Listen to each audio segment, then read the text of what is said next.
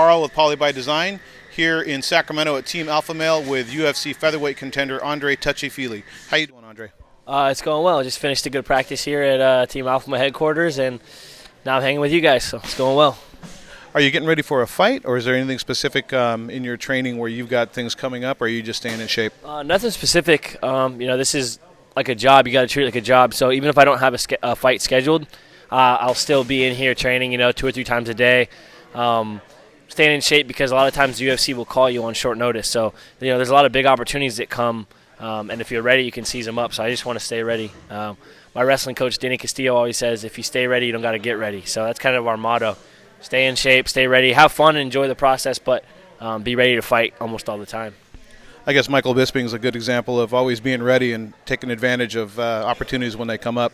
So before we get started, we're going to pay the bills first. We are going to get the sponsors out to make sure that the sponsors get their worth. So here we go.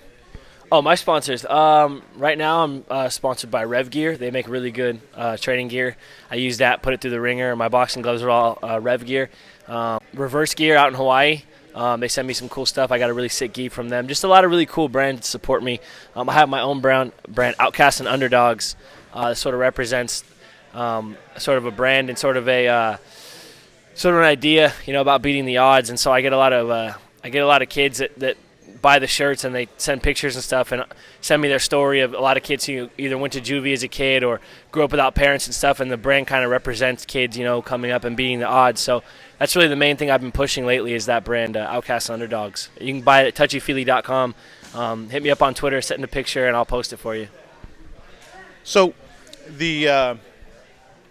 when we talk about positive Polynesian role models, that's really what we're here to talk about, and we're very appreciative of you giving us the interview. We're not MMA junkie, we're not phone booth fighting, and to give us the interview, we really appreciate that. So talk a little bit about your involvement with the kids, the program that you're talking about, or the company that you're talking about that's really directed towards them. Yeah, I always try to do my best to reach out or to help kids who kind of grew up the way that I grew up, or kids that could use I don't want to think of myself as a role model, but it's like someone who can give them some advice. There was times in my life where I could have used someone who had been through what I'd been through and sort of told me, go left, don't go right. Zig when you think you should zag. Little things that would have helped me when I was a kid. I try to be that voice for someone who's going through some of the things that I went through. As far as reaching out to kids, I don't actually have an official company, but I have a lot of people that just know me through the fight community, and they've reached out and they've asked me to either speak at juvenile hall or speak to kids at a continuation school or regular high schools that are at risk in low-income areas. And I just try to, I speak to them the way that I would have wanted to be spoken to when I was young.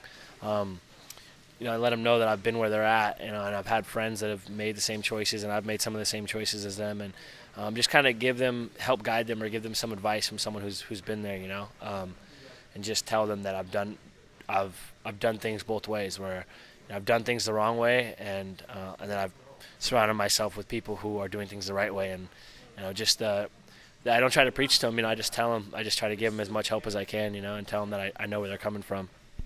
Credibility means everything when speaking to the kids. So how did you find MMA, or how did that become your passion?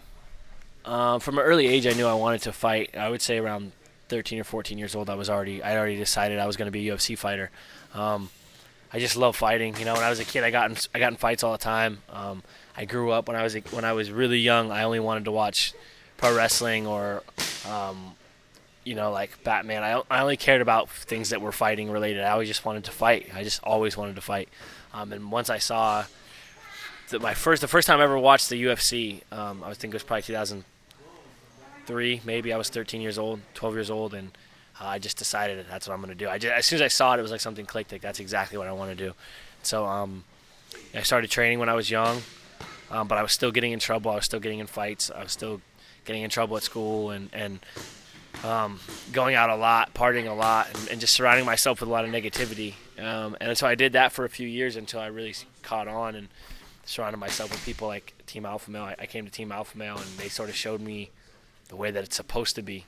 And hard work and dedication and changing your lifestyle around to see the results that you want. So this place, Team Alpha Male, was a huge factor in being successful. So speaking of professional wrestling, the Polynesian community is a huge pro wrestling fan, and I saw in your interview with Ariel Helwani that you were considering losing the babyface and going all the way and turning heel. So do you want to cut a promo now and go completely heel, or are you still thinking about that? I'm still on the fence about it. I'm going to write it out and see how it goes. Depending on how things go the next couple months, I'll see if I'm going to turn heel or stay babyface. I might turn heel for a while, and then right when the people hate me, I might make one crucial change, and I'll be right back to it. It's good to be able to switch. The greats can always switch back and forth. Yeah. So next time I step in the cage, you might see me take on the role of a heel, just because of the frustration of not fighting for the last few months. But I'll probably switch back and forth a couple times throughout my career. Yeah. Got to keep them on their toes. Right. Got to keep people guessing. So do you have any role models that you may have been inspired by or led by early on that helped you find your passion or told you could when other people were telling you that you couldn't?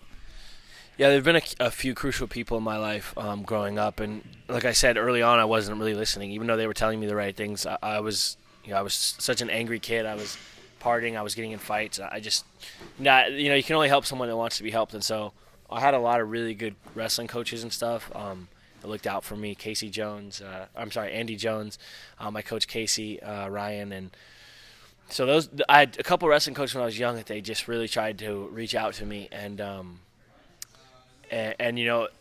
it wasn't. It's weird. The things they said to me when I was 13 started clicking when I was like 21. So it was much later, but I'm thankful for the things they shared with me.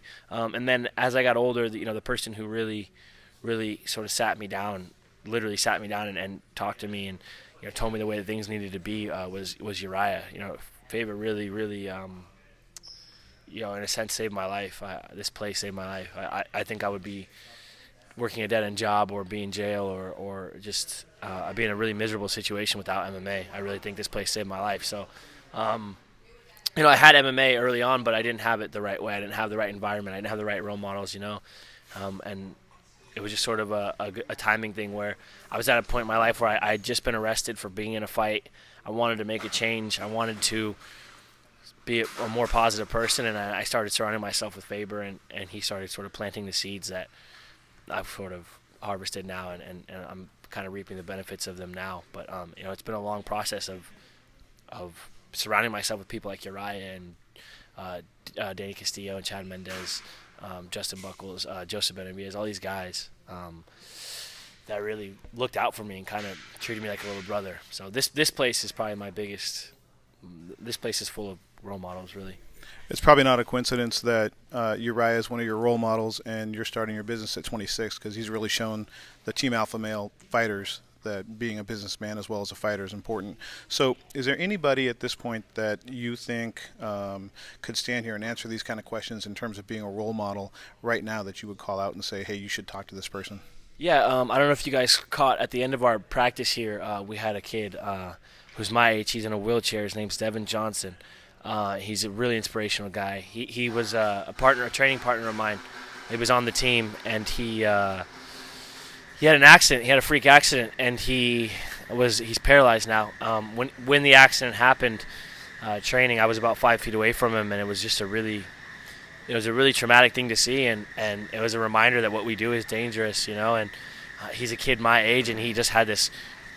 It's really horrible, unfortunate thing happened where a lot of people would have given up, and he didn't. He battled through it. They told him he'd probably never walk again. He's picking himself up. He's walking. He's taking steps. Like, it's incredible. It's that there are so many ways to be a fighter besides being a professional fighter. And that's a perfect example. A lot of people, when you give them an opportunity to give up, they'll take it, and they'll sort of feel bad for themselves, feel sorry for themselves, and he just took it in stride. He went through something really terrible, and he's not able to follow his first passion. So now not only is he handling his disability and his situation that he's been handed, he's playing the cards he's been dealt, he's winning with the hand he's been dealt. He's starting a business where he's connecting his passion of MMA and his passion of helping people. He's got a new business going called Fuse Fit, where professional athletes will work on the side, and they'll help train people with disabilities and the elderly and stuff who it sort of be like an on-call, on-demand personal trainer for people at home who want to get a workout in, but they may have some limitations and stuff. So it's just a really cool thing, and it's a really touching thing to see a guy like that, have what he loves taken away and use something negative as a blessing. It's just a really cool thing to see. Yeah, we could tell there's something special going on there when he was talking to the team at the end of your practice.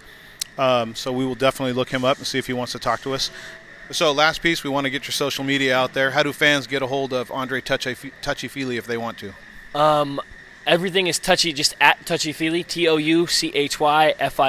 I have Instagram, Twitter, Facebook, everything. Just hit me up. I usually respond to everybody, Snapchat, whatever.